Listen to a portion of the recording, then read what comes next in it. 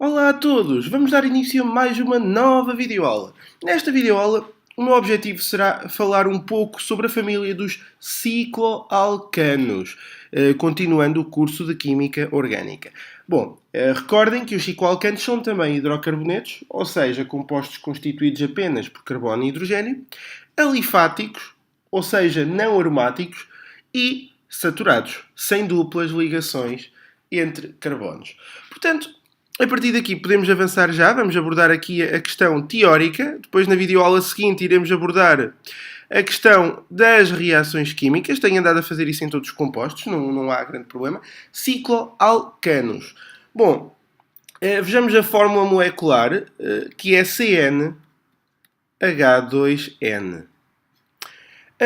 E a partir daqui vamos então entender que são cíclicos, portanto eles têm que formar figuras geométricas. Como tal, o primeiro existente só poderia ser o C3, H6, porque é apenas com 3 pontos que conseguimos formar a nossa primeira figura geométrica.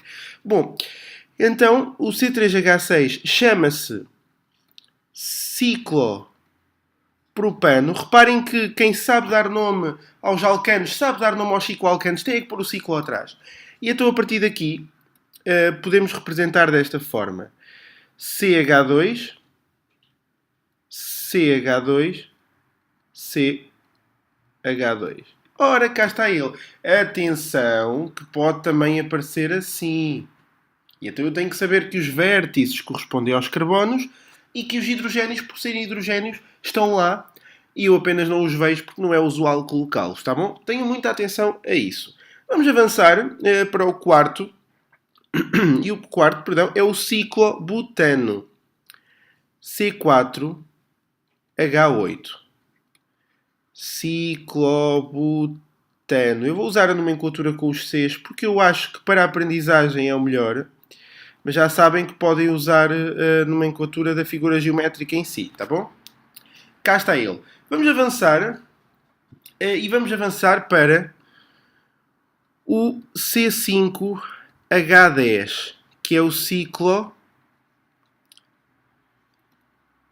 pentano.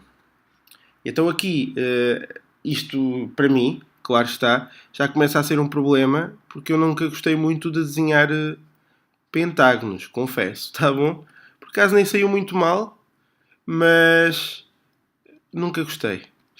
Ora, aqui está. E vou terminar com o ciclo hexano. C6H12. Há mais, atenção, eu é que termino com estes, também não ia estar aqui a tender para infinito na resolução de compostos. Eu acho que devemos representar os mais usuais de aparecerem, tá bom? Ora, cá está. Aqui até posso colocar assim em vez de colocar para dentro.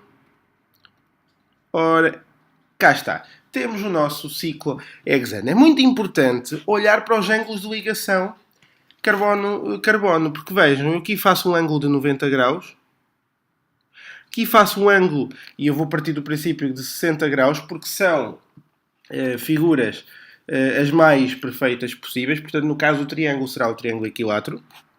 Eu aqui vou, e depois é assim, os ângulos que eu aqui vou formando acabam por depois ser ângulos que são importantes de ser analisados. Claramente que o pentágono já não tem 90 graus, já tem mais. E a questão aqui é, até chegar a um ângulo de 109,5 graus, bom, eu não tenho bem esse ângulo, tenho ângulos inferiores, há de haver ali uma tensão. Reparem, o ângulo é demasiado pequeno, portanto eles estão tensos e podem quebrar. A partir do pentágono hexágono, mas já a partir do pentágono, quando começamos a aproximar dos 109,5 graus, o valor do ângulo tetraédrico, há uma segurança. E essa segurança garante-me que as ligações carbono-carbono já não quebram. E esta separação dos compostos que escrevi acima para os que escrevi abaixo e os seguintes continuariam para baixo, cicloheptano, ciclooctano, etc., separam-me estes compostos em também dois grandes grupos de reações químicas, mas que eu irei abordar na videoaula referente às reações químicas. Contudo, ficam já aqui a ver que compostos onde o ângulo tetraédrico não chega aos 109,5 graus, é bastante inferior, é de esperar que haja uma quebra nas ligações de carbono. Quando o ângulo tende aos 109,5 graus, ou ultrapassa, mas tudo bem, então já há uma estabilidade muito elevada, visto que o que podemos aqui dizer é que atingiu-se uma estabilidade face ao ângulo de ligação. E aqui, tanto o ciclopentano como o ciclohexano são muito estáveis face a isso, está bom? Ora, esta era a primeira teoria que eu queria falar convosco. Vou continuar com outra teoria, que é a teoria dos isómeros, e deixarei as reações químicas para a videoaula seguinte. Atenção que, à medida que eu vou falando das famílias de compostos, é normal que haja questões que eu não me volto a repetir, mesmo que esteja numa família nova. Vocês que estudaram os alcanos, aprenderam lá coisas que se calhar aqui não será necessário aprender. Por exemplo, a nomenclatura dos alcanos é igual para os cicloalcanos. O que vai mudar é que no composto cíclico temos que colocar o ciclo antes do nome do alcano. Tudo o resto fica igual, tá bom? Os radicais de alquilo são sempre radicais de alquilo, portanto eu não terei a obrigatoriedade de voltar a falar do mesmo sob pena de me estar a repetir, e visto que isto é uma formação contínua, tá bom? Então vamos continuar, e vamos continuar agora para o campo dos isómeros. Já sabem, tudo o que eu não falar nos vídeos é porque foi falado anteriormente, tá? Tudo bem. Então, na questão dos isómeros, nós podemos...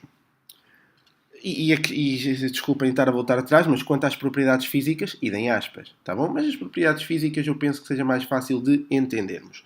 Ora, quanto aos tipos de isómeros, aqui torna-se pertinente fazer uma definição, não, acabar por sistematizar e organizar os isómeros que existem, de forma a podermos saber onde aplicar quais, tá bom? Vamos ver. Os tipos de isómeros existem os estruturais e existem os estereoisómeros.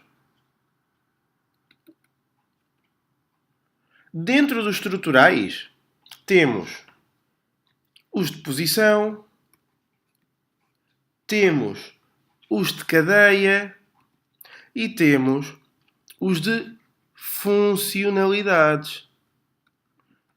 Nos alcanos não vimos as funcionalidades porque a funcionalidade alcano não é propriamente uma funcionalidade. Mas quando tivermos uma dupla ligação nos alcenos, por exemplo, então eu vou ter um isómero dependendo do sítio onde a funcionalidade alceno se encontra. E então isso já é um isómero estrutural de funcionalidades.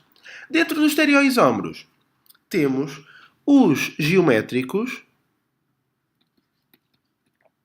e temos os óticos, já com o novo acordo. Reparem, a preocupação que eu tive. Ok, uma brincadeira para não levar isto de maneira tão pesada, visto que isto é tão teórico, não é? Pronto. Ora, os isómeros estruturais nós já vimos nos alcanos e já vimos que basta mudar a cadeia que acaba por gerar isómeros. Aqui não dá para mudar uma cadeia cíclica, como devem calcular. Portanto, o que eu vou aqui considerar e focar são apenas os isómeros geométricos e óticos. Eu vou dar um exemplo para os geométricos. Vamos ver. Imaginem que eu tenho um ciclopentano, ora, ainda por cima aquele que eu gosto tanto de desenhar, não é verdade? Mas pronto, tenho que me habituar também. E tenho um composto BR aqui e aqui. Este exemplo talvez não seja o melhor, pá, para vocês entenderem. Mas quer dizer, ao mesmo tempo eu também sinto a obrigação de fazer este porque é assim que são importantes de serem analisados. Eu depois faço outro caso vocês não entendam este. Mas se bem que eu nunca vou saber se entenderam ou não, portanto eu vou mesmo fazer outro. Ora, aqui, se repararem, não estão os átomos do halogénio bromo não estão orientados no mesmo sentido, porque se o sentido fosse o mesmo, este também estaria neste lugar e não naquele. Estão em sentidos contrários, está bom? E então, este chama-se isómero trans, porque houve uma transposição. Já o outro, imaginem agora o caso. Eu disse que não era bom desenhar pentágonos, ao menos estou de consciência tranquila, porque avisei. Vejam agora que de facto estão os dois orientados para o mesmo sentido. Então o isómero já é cis e não trans. E o nome cis ou trans mete-se atrás. trans bromociclopentano, ou cis bromociclopentano, e depois até podiam colocar as posições, mas isso seria mais aprofundado, não adianta. Certo? Vou então dar mais um exemplo, porque tenho receio que com este vocês não tenham entendido muito bem, dada a estrutura da molécula, mas do este aqui, vejam, embora esteja agora a meter um alceno, falarei disso na videoaula referente aos alcenos, mas vejam que tem o BR aqui e o BR ali. Ora, aqui já não há dúvidas que é trans. Se tiverem assim, já não há dúvidas que é cis. Pronto, o porquê dos nomes? O trans até faz sentido. Agora, porquê ser cis? Ok, eu também não sei, tá bom? Com certeza que a bibliografia que eu costumo consultar também não explica a origem dos nomes, mas era uma questão interessante de ser estudada também. Mas preocupem-se primeiro em sistematizar estes conceitos, porque quando é teoria tem que ser assim e não há muito mais a fazer, tá bom? Portanto, estão aqui exemplos dos isómeros geométricos. Agora, não posso deixar de falar dos exemplos dos isómeros ópticos. E tem muito que se lhe diga também, ok? Vamos aos isómeros ópticos. Ora, nos isómeros ópticos é fácil. Ou possuem isomeria óptica ou não possuem isomeria óptica. Ou são oticamente ativos ou não são, ou são oticamente inativos. Para isso é preciso ter o conceito de carbono assimétrico. O que é um carbono assimétrico? Carbono assimétrico não é mais do que um carbono que liga a 4 coisas diferentes. Imaginem, um H, um CH3, um CH2CH3 e um CH2, CH2, CH3. Por si só já é. Este carbono aqui já é o carbono quiral, como alguns autores dizem, mas eu prefiro usar o termo assimétrico. Já é o carbono assimétrico. Porque está ligado a um H de um lado, está ligado a um CH3 do outro, a um CH2CH3 do outro e um CH2CH2CH3 do outro. Mas podia estar ligado a compostos completamente diferentes. É assimétrico.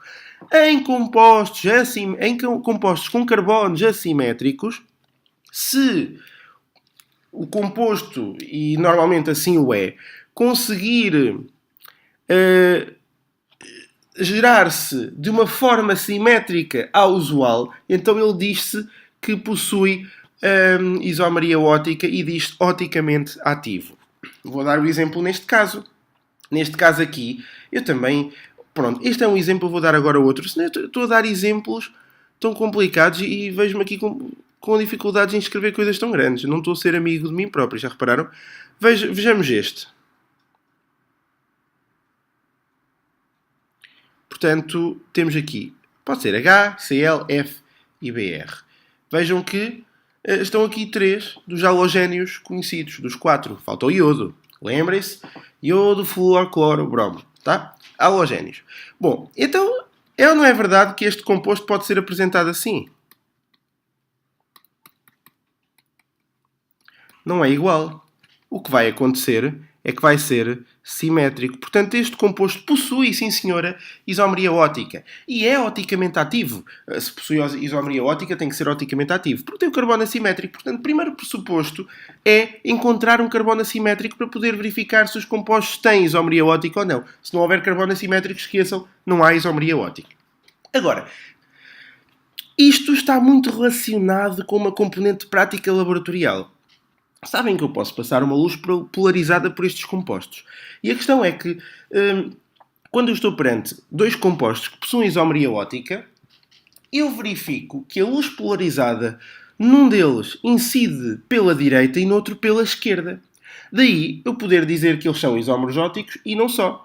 Que um deles, o que faz com que a luz incida pela direita, chama-se destrógiro. E o que faz com que a luz incida pela esquerda, chama-se levógiro. Eu já aqui vou dar estes exemplos porque têm a ver com um cálculo que costumamos fazer. Até porque esta luz polarizada, isto é a nível laboratorial. A nível de cálculos, podemos saber se a luz vai para a esquerda ou para a direita através de uma fórmula matemática que já aqui eu vou representar. Antes disso, e para não me perder, vou dar-vos algumas definições. Por exemplo, ainda não vos dei o nome dos compostos que possuem isomeria óptica. Ora, são enantiómeros. Enantiómeros. Compostos com isomeria óptica. Ou seja, simétricos. Tá bom? Então, mas há outros, não é? Ora, pois é. Quais são? São os diasteriómeros. Diasteriómeros. Compostos sem isomeria óptica, ou seja, assimétricos. Eu devia dizer não simétricos, assimétricos. Reparem que os assimétricos são aqueles que não possuem depois o carbono assimétrico, tá bom? Tenham muita atenção quanto a isso. Portanto, e também já vimos que um composto, se possuir carbono assimétrico, é oticamente ativo, se não possuir, é oticamente inativo. Então, o que eu aqui precisarei de explicar mais, e vou abrir uma nova página para isso. Estamos quase a terminar a videoaula, porque a teoria nos cicloalcanos abrange esta questão, muito por causa do tipo de isómeros que são verificados nesta família de compostos. Senão não falaríamos disso aqui, como devem calcular. Vamos então falar agora do que é uma mistura racémica, por exemplo. Ora, mistura racémica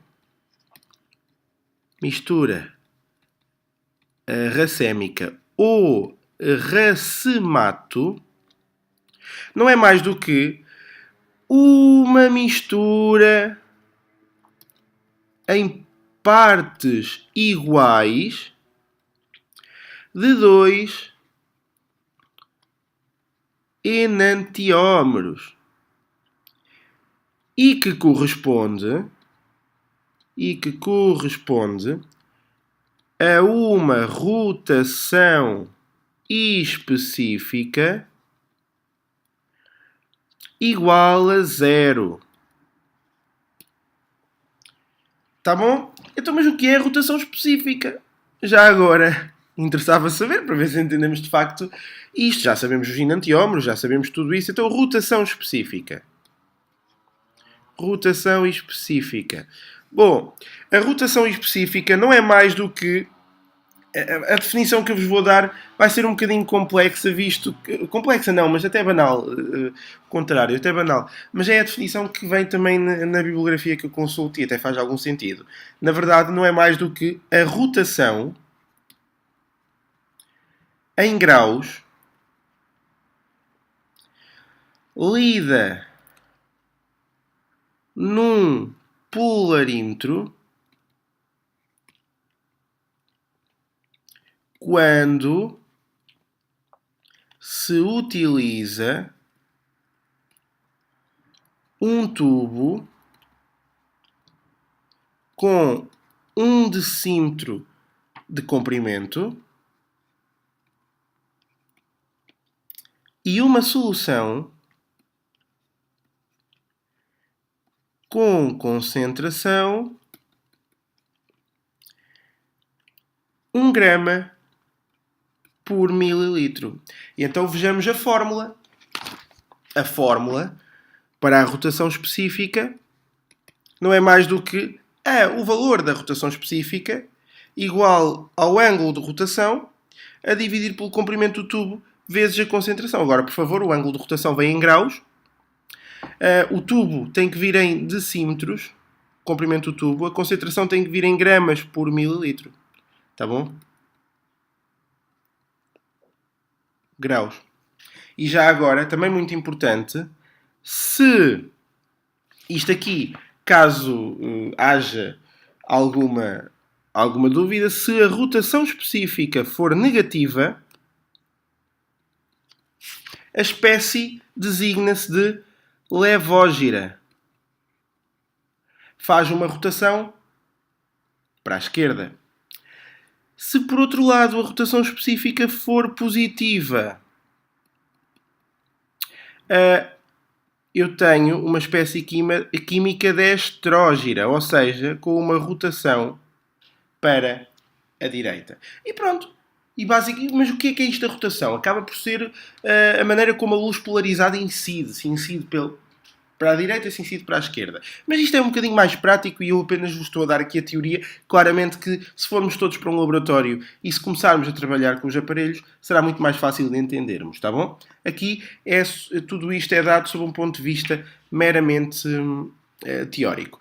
Bom, a teoria dei a toda. Espero Espero que tenham entendido. A partir daqui, o que falta ver sobre a família de Chico Alcanos são as reações químicas, como eu vou fazer em todas as famílias. Vou abordar a parte teórica e depois a parte das reações químicas. Toda a teoria que não esteja intimamente ligada às famílias, mas que se adeque, como neste caso os tipos todos de isómeros, eu também falarei. Portanto, tenham atenção e vejam as videoaulas todas para poderem sentir-se preparados para poder estudar e fazer o vosso estudo de Química Orgânica e poder conseguir ter sucesso nas vossas disciplinas, tá bom? Por mim é tudo, espero que tenham gostado. Qualquer dúvida já sabem onde me encontrar. Classifiquem o vídeo para saber se estive bem ou não e se há alguma coisa a melhorar. Vão avisando se detectarem erros, é muito importante. Às vezes uma pessoa pensa uma coisa, diz outra. Outras vezes, como aqui me acontece algumas vezes nos vídeos, digo uma coisa, escrevo outra, acontece, e tenho muito a agradecer àquelas pessoas que já me chamaram a atenção dos erros, já fiz retificação de alguns, portanto, por favor continuem, que isso é bom para mim, mas essencialmente para vocês. É tudo, qualquer coisa já sabem. Comuniquem, ok? Um forte abraço químico a todos. Adeus!